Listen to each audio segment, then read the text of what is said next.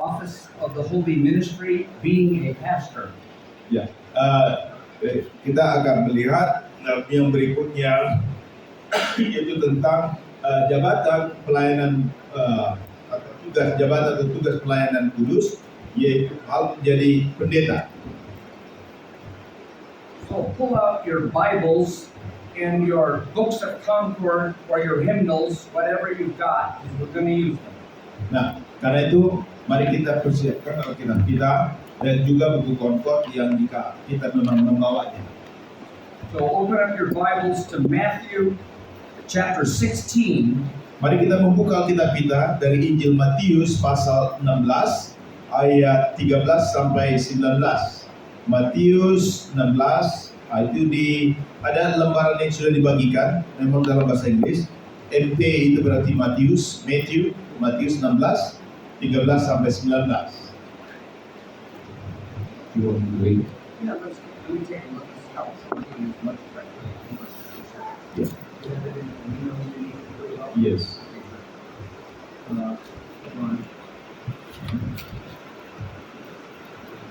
Yes, why don't you read verses 13 to 19? Ya. Matius 16 ayat 13 sampai 19. Demikian. Setelah Yesus tiba di daerah Kaisaria Filipi, ia bertanya kepada murid-muridnya, kata orang, siapakah anak manusia itu?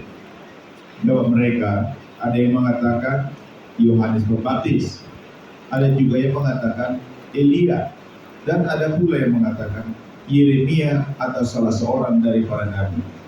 Lalu Yesus bertanya kepada mereka, tetapi apa katamu? Siapakah aku ini?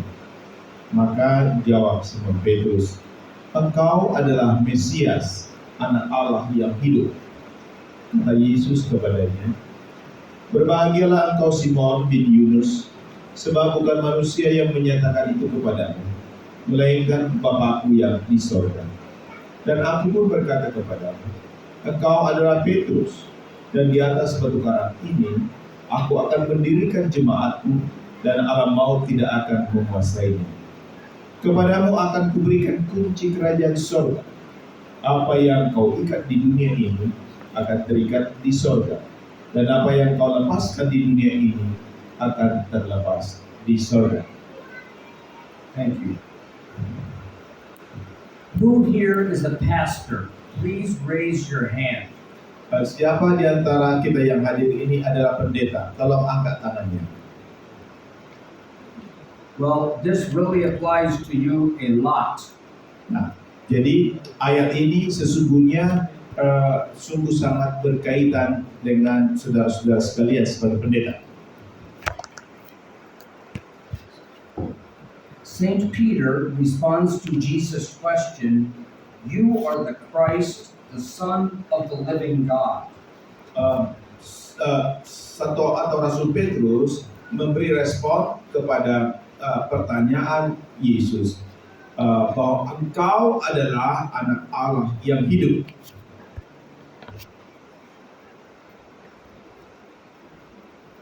And moving to verse 18, kalau kita lihat ayat yang ke-18, Jesus says, "I, as the living Son of God," saya sebagai anak Allah yang hidup, he says, "You are Peter." dan Tuhan Yesus mengatakan kepada Petrus, engkau adalah Petrus. What does the name Peter mean? Apakah arti dari kata atau nama Petrus? Rock. It means rock. That's correct. By the way, you are not going to understand everything. Just take notes on what you do get. Tolong kita mungkin supaya kita mengingat agar kita mencatat hal-hal yang sangat penting. And so then Jesus says, I will read it in Greek. So kai Petros kai epitautete Petra, which means you are a rock, and on this little pebble I will build my church. Jadi Yesus mengatakan kepada Petrus dalam bahasa Yunani-nya, dia mengatakan, engkau adalah Petrus, engkau adalah batu karang. Sebenarnya batu karang yang kecil di antara banyak batu yang lain. What is this little pebble that Peter will use to build the church? Nah, apakah batu yang kecil ini, batu karang dan yang kecil sebenarnya di antara batu-batu yang tujuannya untuk mendirikan gereja? Anyone, what is it that Peter will use to build the church? Nah, apakah yang akan digunakan Petrus untuk membangun jemaatnya? Bisa menolong ada gelas untuk ini. It is the confession that you are the Christ, the Son of the living God. Jadi adalah konfesi yang menjadi dasar atau pengakuan yang menjadi dasar untuk mendirikan jemaat anak Allah yang hidup. This little idea, Jesus calls it just a little teeny rock, a little thing. Jadi ide di sini atau gagasan yang ada di sini, engkau itu hanya batu karang yang kecil sebenarnya. It's so little, but the gates of hell can't stand against it. Nah, tapi meskipun itu batu karang yang kecil, tetapi pintu gerbang neraka itu bisa dihancurkan. So Peter is the first pastor, and he says, Peter, you will confess that I am the Son of the living God, and it will mull over the gates of hell. Nah, jadi Tuhan Yesus mengatakan kepada Petrus, engkau adalah sebuah batu karang yang kecil, tetapi itu akan menghancurkan pintu gerbang neraka. How is this possible? Bagaimanakah mungkin hal ini? Because verse 19, you go ahead and read it in Ya, sekarang kita lihat ayat 19. Bagaimana kata ayat 19 demikian? Kepadamu akan kuberikan kunci kerajaan sorga.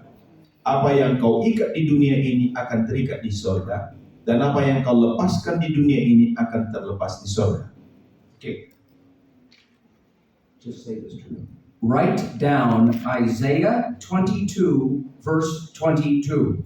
Tolong dituliskan Yesaya 22, Betul. Chapter 22, verse 22. ya, Yesaya 22 ayat 22. There was a man, his name was Sebna, S-E-B-N-A.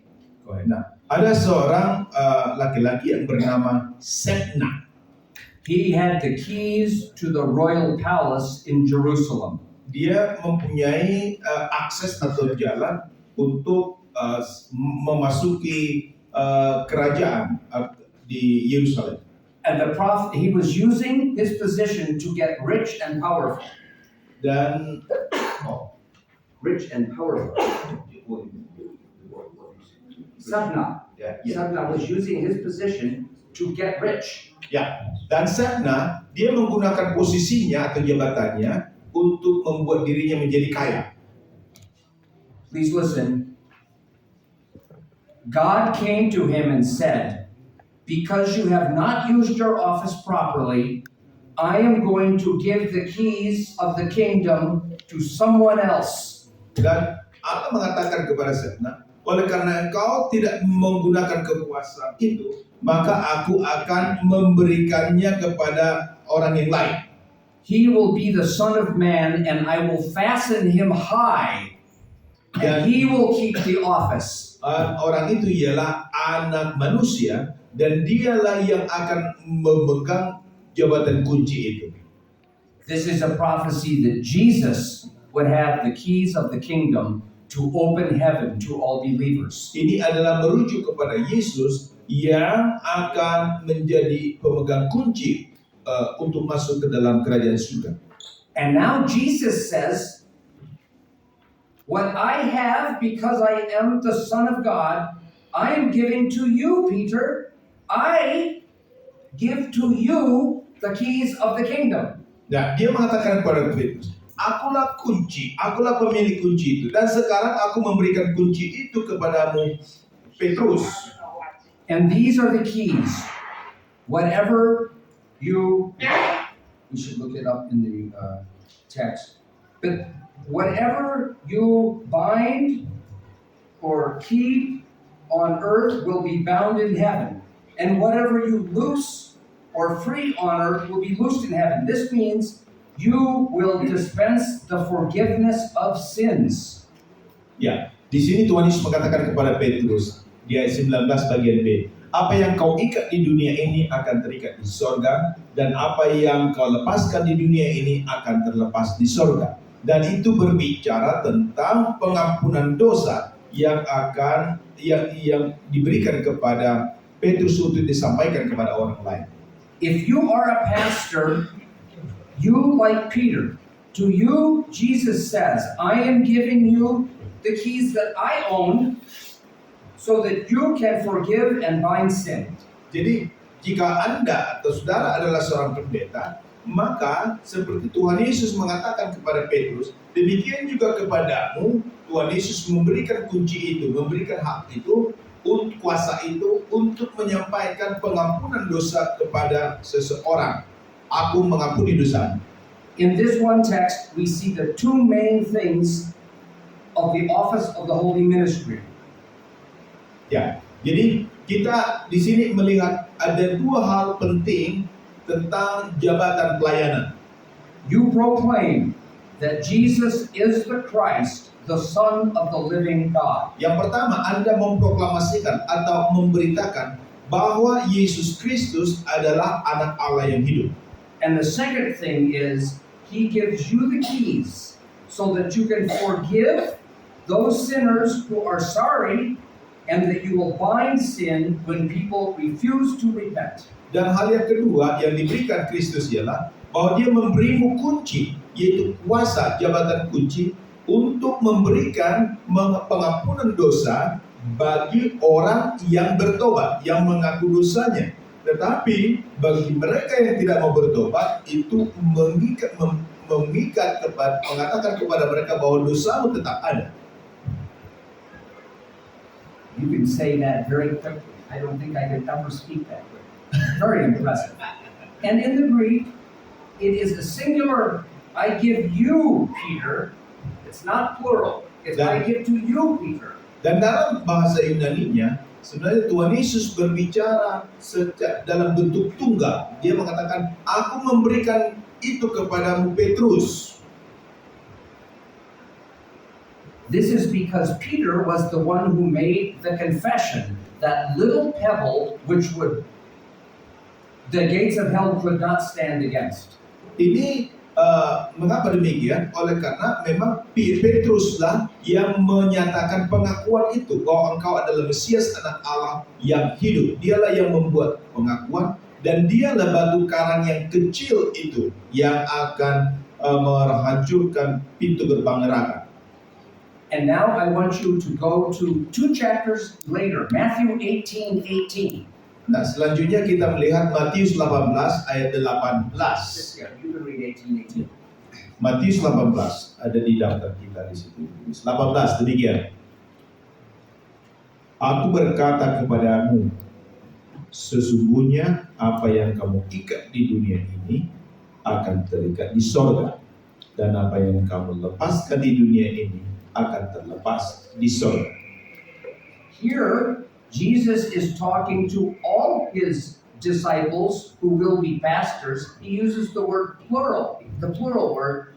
Whatever you all bind will be bound in heaven, and whatever you all loose will be loosed in heaven. So now he is making it count for all the apostles and all the future pastors. Nah, kalau tadi di pasal 16 itu khusus kepada Petrus, tapi di pasal 18 ini dikatakannya kepada semua muridnya. Ini dalam bentuk jamak, yaitu bahwa kunci itu bukan lagi hanya kepada Petrus, tetapi kepada semua murid-muridnya, yaitu para rasulnya, yaitu tentang kunci. Jika engkau mengatakan dosa orang ada, dosanya tetap ada, tetapi jika kau melepaskan dosa orang diampuni, dosanya tidak diampuni, sudah diampuni. Now, Peter is the head of the disciples. He's not the master, but he's the first disciple. Nah, Petrus dia adalah pemimpin dari para murid itu, tetapi bukanlah dia tuan dari murid-murid yang lain atau yang lebih tinggi dari murid yang lain. He was basically thinking, now Jesus, let's not overdo this forgiveness business. Is it too idiomatic? Overdue. Let's not forgive too much. Could say that. Ya, jadi dia mengatakan jangan kita berbicara terlalu banyak tentang pengampunan dosa.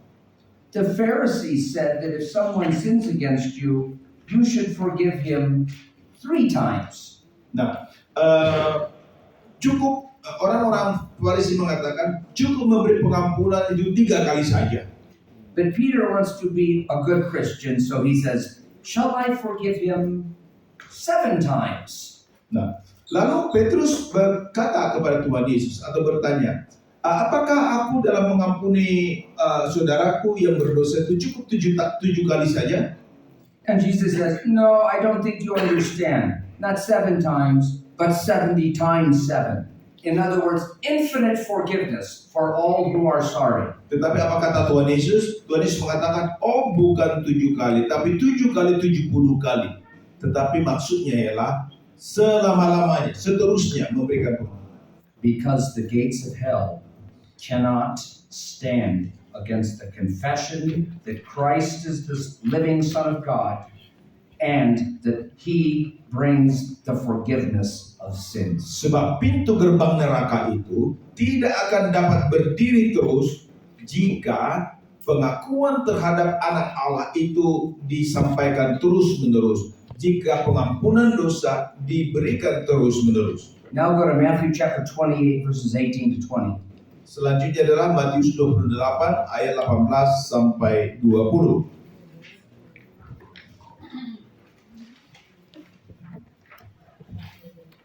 Ya, And dua. why don't you read 18 to 20? Ya, oke.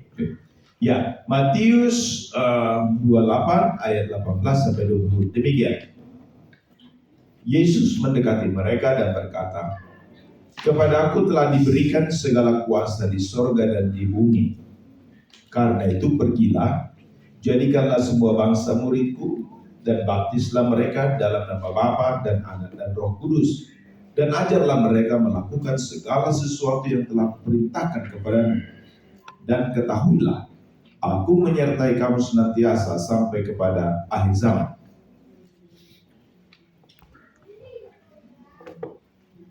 We will now look at this more closely regarding the pastoral office. Nah, kita akan melihat lagi secara lebih dekat lagi tentang jabatan pendeta ini atau penggembalaan ini. The first half of verse 18 says in Greek, Jesus spoke authoritatively to them. He spoke with authority to them, saying, Nah, di ayat 18 Tuhan Yesus mengatakan dengan penuh otoritas, all power in heaven and on earth has been given to me. Tuhan Yesus mengatakan, semua kuasa baik yang ada di sorga maupun yang di bumi telah diberikan kepadaku. Martin Chemnitz comments on this sentence. Here, Jesus is speaking with him regarding himself as man. For as God, he always had all power. But now as the God-man victorious over sin and death, he, in his human capacity, also has all power. Nah, seorang teolog Lutheran yang bernama Martin Chemnitz ini sesudah kematian Luther, baru dia adalah seorang yang menulis buku Concord. Lalu dia mengatakan apa yang dikatakan Tuhan Yesus di sini tentang segala kuasa yang diberikan kepadaku atas langit, atas surga dan bumi. Tuhan Yesus berbicara tentang dirinya sebagai manusia. Mengapa? oleh karena kalau sebagai Allah, dia sudah memiliki kuasa itu. Dia memiliki kuasa itu. Jadi dia berbicara sebagai manusia bahwa dia memiliki kuasa atas maut dan juga untuk memberikan pengampunan dosa. Then the next logical word in verse 19 is this: therefore, that means because I have all power, therefore I am sending and empowering you. Go. This is the ordination and installation of the apostles as pastors. Jadi oleh karena kuasa itu telah diberikan kepadaku, segala kuasa itu. Sekarang oleh karena itu pergilah, jadikanlah semua bangsa muridku. Jadi dia berkata kepada para pendeta, ya tentu di sini kepada para rasulnya, tetapi kemudian ini juga berbicara kepada semua pendeta bahwa kepadamu sebagaimana telah diberikan kuasa itu kepadaku, demikian aku memberikannya kepadamu. And what are they ordained to do?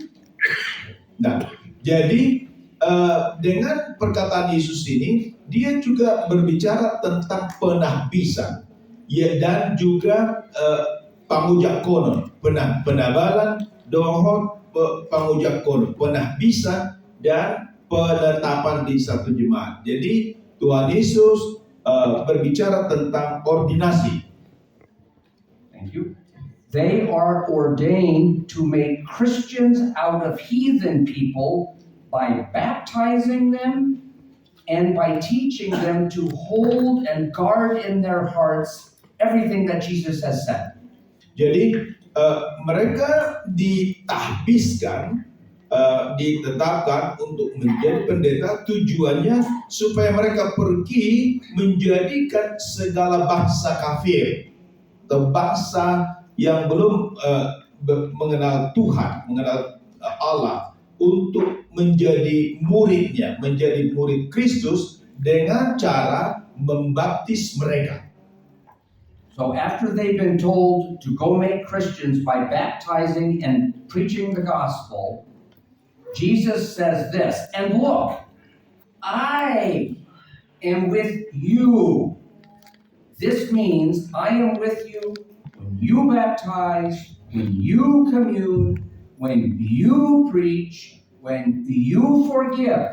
It is not you who are doing it. I am doing it through you. I am with you.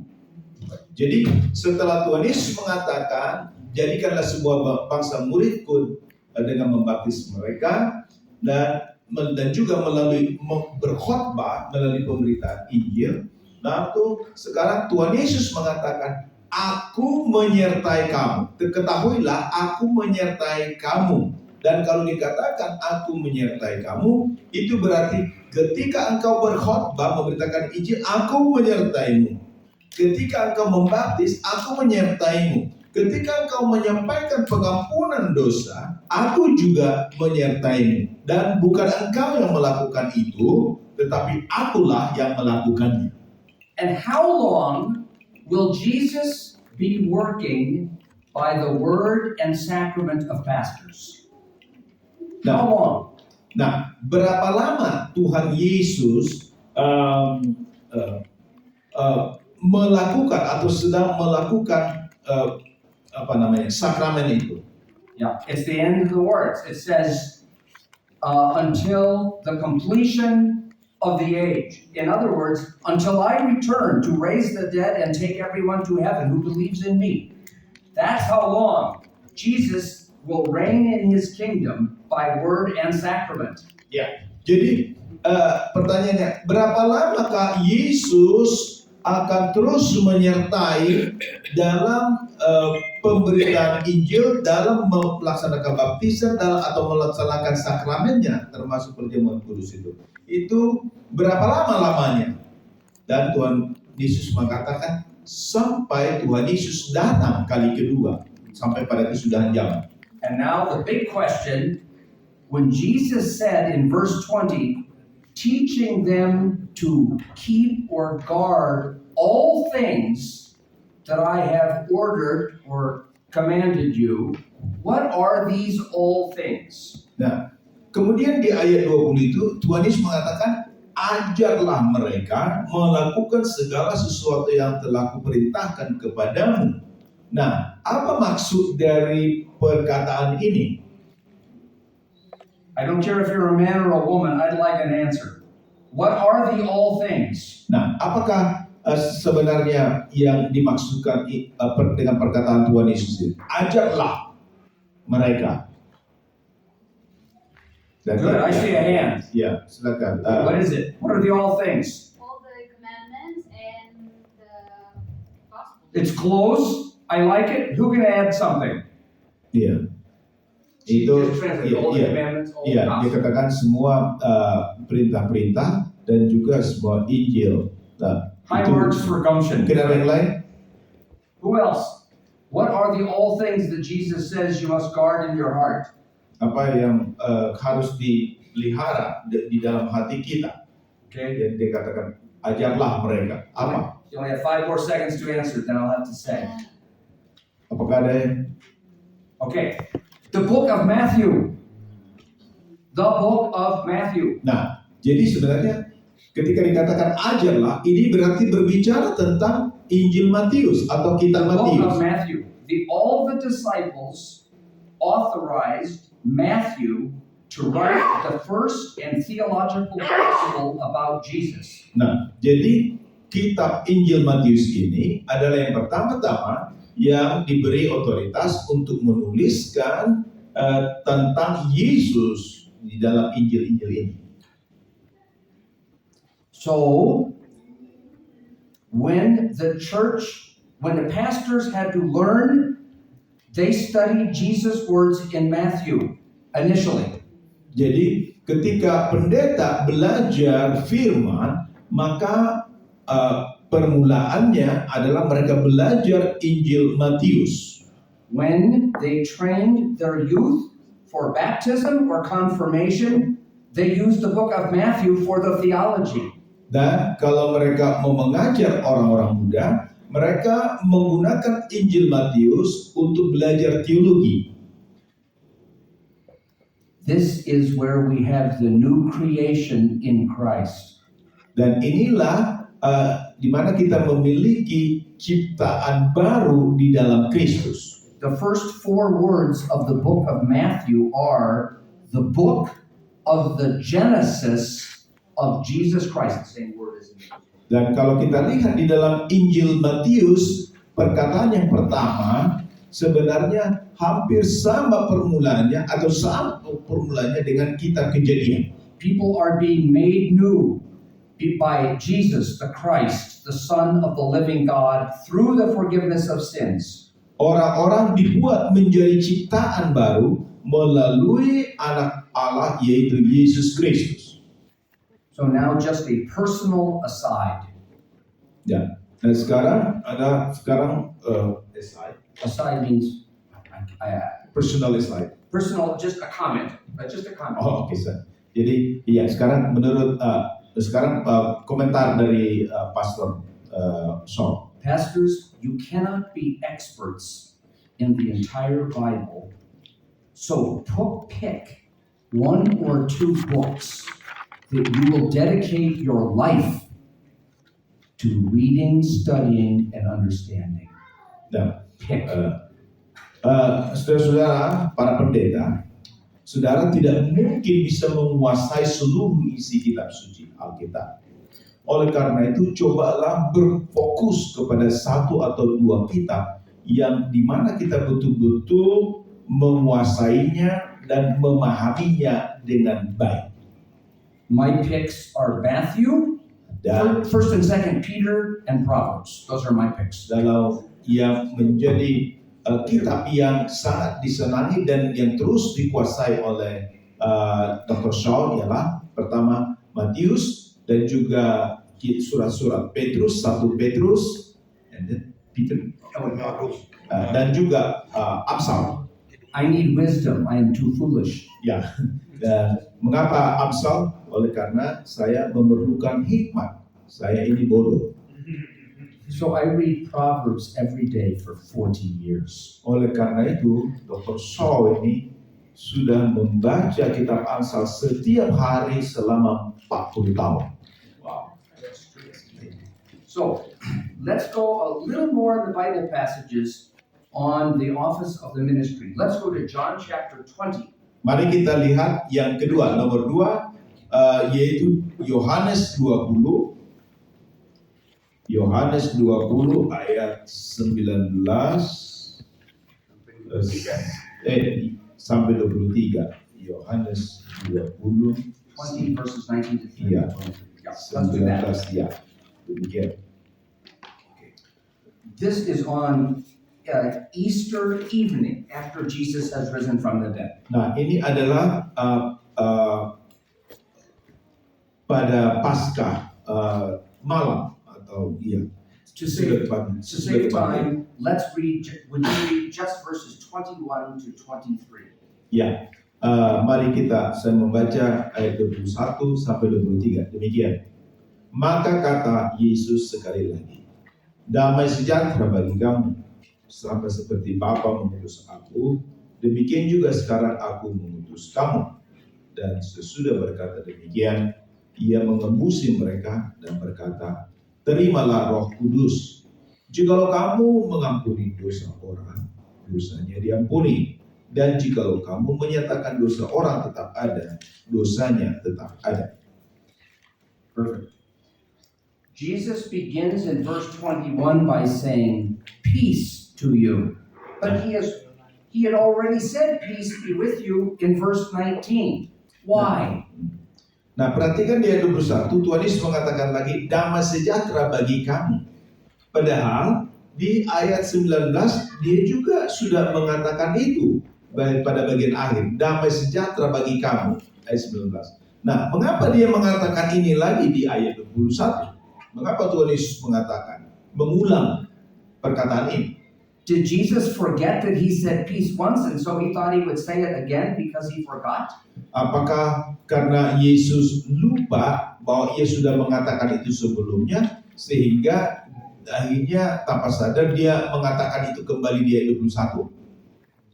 No. So somebody give me an answer. Why does Jesus say it twice? Ya, tolong kalau ada yang bisa memberi tanggapan. Mengapa Tuhan Yesus mengucapkan ini hingga 2 kali? Karena waktu itu situasinya sedang dalam keadaan sangat menegangkan.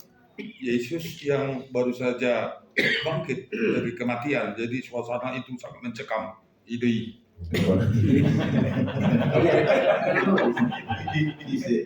The last word in I like it. He said that at the time the situation is very tense. Yeah, very tense because that's why Jesus said twice. Okay, I like it. I think it's half the answer. The first time, because the situation is so tense, he says to the disciples as individuals, Jadi peace itu with you. adalah bagian setengah dari jawaban dari pertanyaan tadi. Dan itu benar bahwa situasi pada waktu itu cukup menegangkan atau ketakutan sehingga mengatakan damai sejahtera bagi kamu. The second time has to do with them serving as pastors.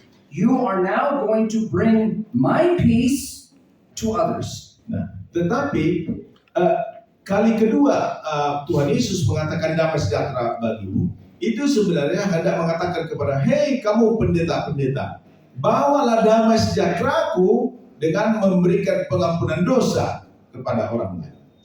And then Jesus says this, just as God the Father sent me to earn peace for all, now I am sending you to deliver peace. Nah, jadi Tuhan Yesus mengatakan sama seperti aku membawa damai sejahtera bagimu, demikianlah sekarang aku mengutus kamu untuk membawa damai sejahtera bagi orang lain. And how will these pastors deliver peace? Nah, pertanyaannya, bagaimanakah pendeta menyampaikan damai sejahtera ini? What will they bring? Well, Apakah yang mereka bawa? they will bring the forgiveness of sins. Artinya untuk membawa damai sejahtera itu yang mereka bawa berarti adalah pengampunan dosa. First, he breathes on them. The Dan breath or wind, ruach. He breathes on them the Holy Spirit. He ordains them. pada waktu itu kita lihat Tuhan Yesus dikatakan mengembusi mereka dengan Roh Kudus. Dan itu berarti artinya ialah Tuhan Yesus menabiskan mereka, mengordinasi mereka. He says, receive the Holy Spirit if you forgive the sins of any, they are forgiven. If you retain of any, they are retained. Dia mengatakan di ayat 22 bagian akhir dan 23. Terimalah Roh Kudus. Jikalau kamu mengampuni dosa orang, dosanya diampuni. Dan jikalau kamu menyatakan dosa orang tetap ada, dosanya tetap ada. Hey, Matthew, are you great at Greek or not? So I've got, look at it, verse 23, we've got a faith, you don't have to look, you can just hear it. A feta. I believe, this is the distinction I was talking about earlier. A feta, this is an aorist subjunctive, which refers to an act. This is prateta, which is it's a present subjunctive, which has to do with continuance. So therefore, I just want you to see this, and then I'll brief it to the folks. You see those? If of any you forgive, and it's a punctiliar, it's an aorist subjunctive. That means to declare absolution of sins. They stand forgiven them. But if you bind, which means it's a state of continuance. In other words, nothing's changed. Then they stand bound. So what's interesting is the word continues to hold in both cases. However, this is like a punctiliar act. This is a continuance in the current state. People aren't Greek, they don't have Greek campus set. But you got what I just said. Good, I wanted you to see it. Good. I'm just explaining something. So in the Greek, you have to know Greek very well to see this. But in the Greek it says, if you forgive, if you do an act of forgiving, they are forgiven. Say that. If you do an act of forgiving. Dikatakan begini, Tuhan Yesus mengatakan kepada murid-murid, jika kamu melakukan tindakan pengampunan atau memberikan pengampunan itu memang diberikan. But on the binding of sin, it is different. Tetapi dalam hal mengikat dosa itu disebutkan dengan cara lain. If in the continuance of binding, they are bound. What this means is, when you forgive sins, it changes things.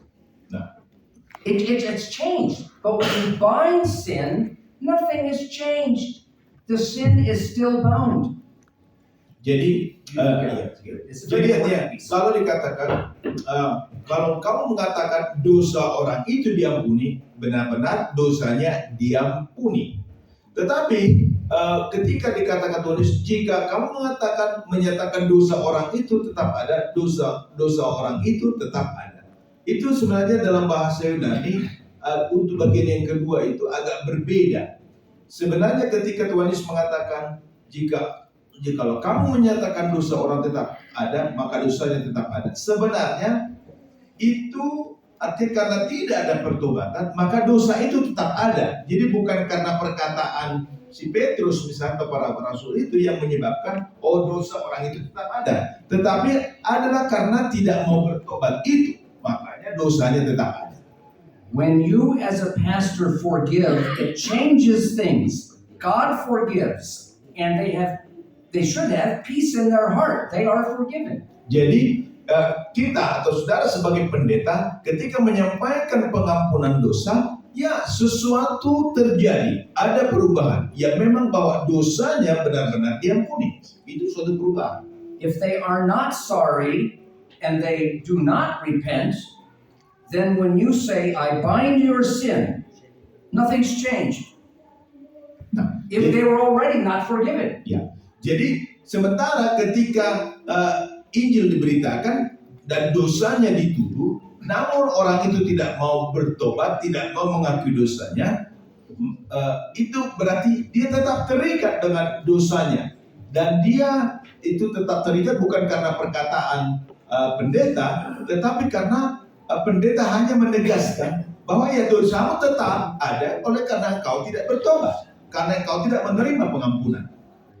Okay, so I want to now go to A3, and then we will have questions and discussion. Okay, I want to just finish section A.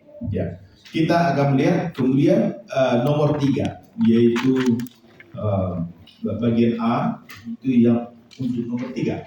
So open up your hymnals to the Augsburg Confession 5 and 14. Mari kita membuka di dalam Bill bagian Konfesi Augsburg, yaitu pada artikel 5, yaitu 200, yes, halaman 225. Ya, artikel 5. So why don't you read,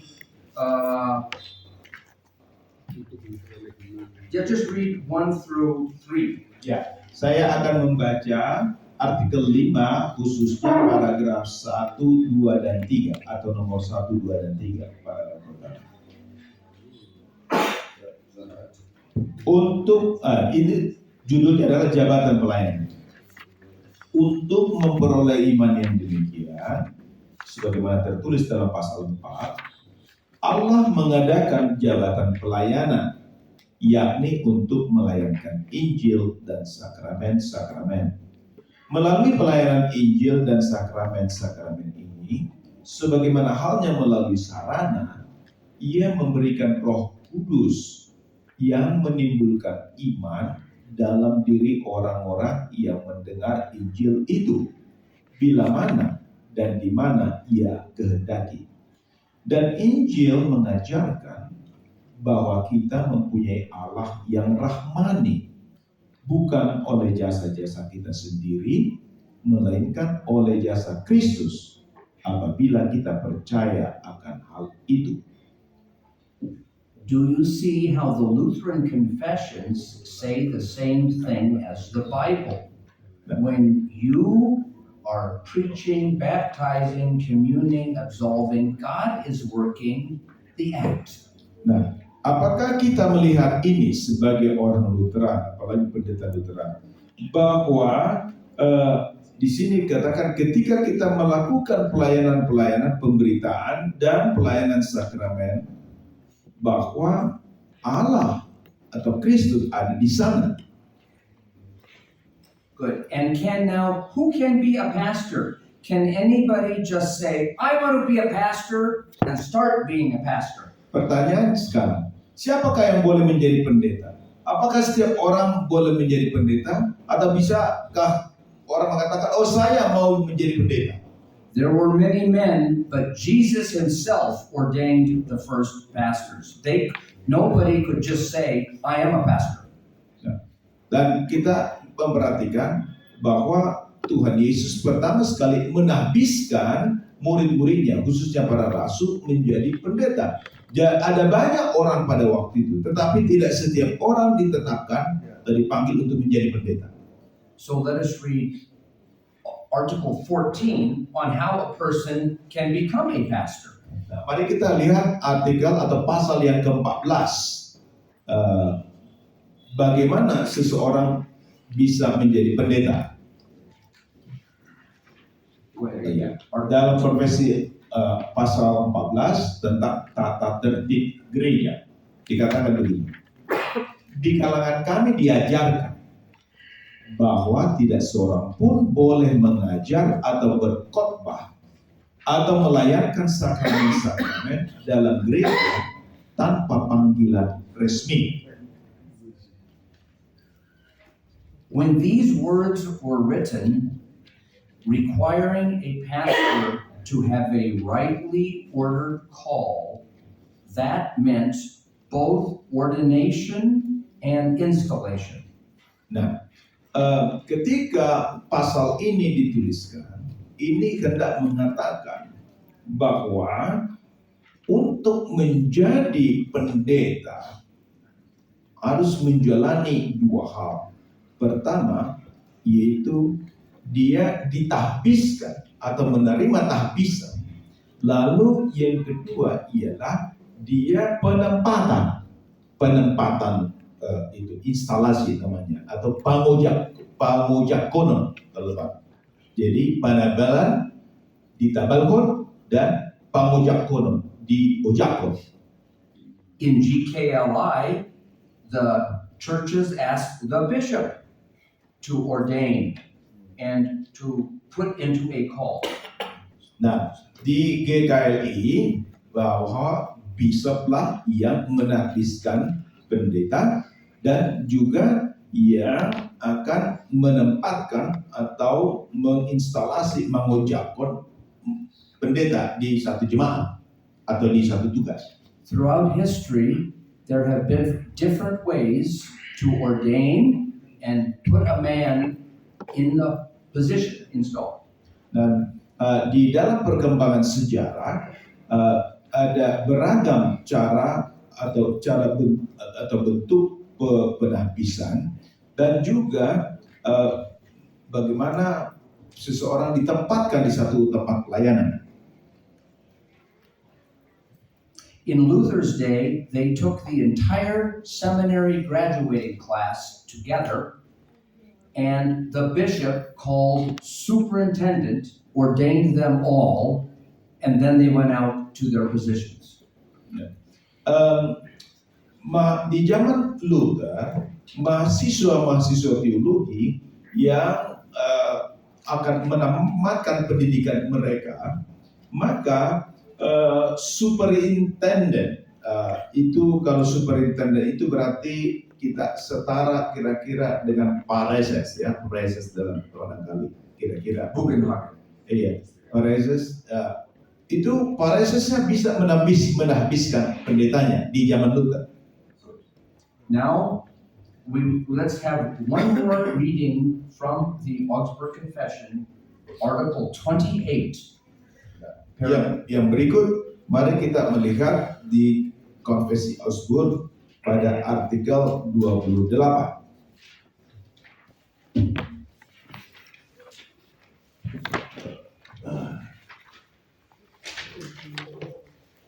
And why don't you read just paragraphs 5 and 6? Nah, pasal 28, paragraf 5 dan 6. Ya, paragraf 5 dan 6. Demikian, angka 5 dan 6. Para pengajar kami menegaskan bahwa menurut Injil, kuasa para pemegang kunci atau para uskup adalah kuasa untuk memberitakan Injil, mengampuni ataupun menyatakan dosa orang tetap ada, serta melaksanakan dan melayankan sakramen-sakramen. Sebab Kristus mengutus para rasulnya dengan perintah ini. Did you read 5 and 6? Yes. That was pretty compact for Indonesian. That's all good. That's good. So in 5 it says, the first thing is the authority of the keys. Nah, di dalam ayat paragraf 5 dikatakan otoritas atau kuasa kunci, jabatan kunci. Jesus called these the keys to the kingdom of heaven. Dan Yesus menyebut ini yaitu kunci kepada kerajaan surga. Who did Jesus give the keys to in Matthew 16? Kepada siapakah kunci itu diberikan di menurut Matius 16? It wasn't that long ago, you can remember. Ya, tadi sudah kita baca itu sebenarnya dalam Matius 16. Kepada siapakah kunci itu diberikan? Gereja. Peter, Gereja. that's right, Peter, and his confession of the little pebble, yes, he gave him the keys. Jadi kalau di pasal 16 sebenarnya kunci itu diberikan kepada Petrus, ya, bukan kepada gereja seperti apa. Jadi dalam ayat pasal 16 kepada Petrus. Here, and it's very important that you notice this, the power of the keys is also called the authority of the bishops. Nah, kunci itu, jabatan kunci itu juga sebenarnya disamakan atau diartikan yaitu jabatan bishop, jabatan kunci yaitu kepada bishop. Here, they do not mean a bishop as opposed to only a pastor. Here, they mean by the word bishop, every pastor. Nah, ini istilah bishop di sini bukan hanya merujuk kepada seseorang saja, tetapi kalau disebut bishop ini adalah merujuk kepada semua pendeta, siapa saja dia pendeta. The power of a bishop or of a pastor is the power of the gospel to preach, to forgive, to retain sins, and to administer the sacraments. Jadi kuasa atau otoritas yang dimiliki oleh bishop atau pendeta adalah kuasa kunci, kuasa untuk memberitakan Injil, untuk mengampuni dosa, dan juga untuk menyatakan dosa orang tetangganya. And this is the meaning of the word ordain. Dan inilah arti dari kata penahbisan atau tahbisan, ordinasi. That Christ is working through your preaching, word, and sacraments. Bahwa Kristus bekerja melalui khotbah atau pemberitaan dan juga melalui sakramen-sakramen. He has given you the Holy Spirit for the work of ministry. Dia telah memberimu Roh Kudus untuk pekerjaan pelayanan. That is the pastor's work, word, and sacrament. Itulah tugas panggilan yang dibebankan atau yang diamanatkan kepada pendeta. We have now completed 3 of about 15 points on this piece of paper. Ya, jadi Let's kita talk. sudah membicarakan 15 poin sebenarnya dari poin A ini. Yes. Do you have any comments or questions? Nah, sekarang apakah ada komen dari saudara-saudara atau mungkin pertanyaan? Silakan kalau ada pertanyaan. Silakan para pendeta bertanya sebanyak-banyaknya. Something you like, iya, something you don't like. It's okay. Pendeta Stepu. Oh, good. Nanti Here come the hands. pendeta Semora, baru pendeta Lumbangkau Jeffrey. Nah, ini terlepas apakah ini Anda suka atau tidak, apa saja boleh tanya, tidak masalah. We had Ya, nanti one over here, then another one over there, and then a third one over here. The first sorry, one's no, over the here. first one is here. Okay, The second one is you do here. it. You do it. You do it. Yeah. And you call. Okay. Ya, pendeta Stepu pertama. Baik, terima kasih.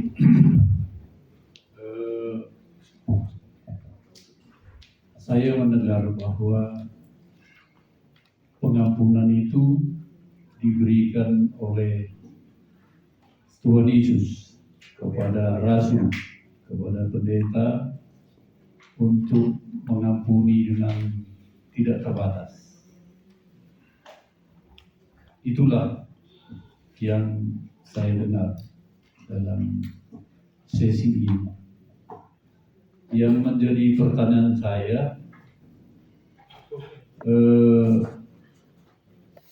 di tengah kehidupan praktis para pendeta, ya gereja, bahwa pendeta itu boleh mengampuni itu melalui gereja, karena pendeta itu seperti dikatakan tadi bahwa ditabiskan oleh bishop dan ditempatkan oleh bishop. Artinya bahwa pendeta itu bisa memberi pengampunan melalui gereja, kan begitu. Tidak bisa melalui pribadi. Mungkin agak salah paham. Jadi kan jabatan bishop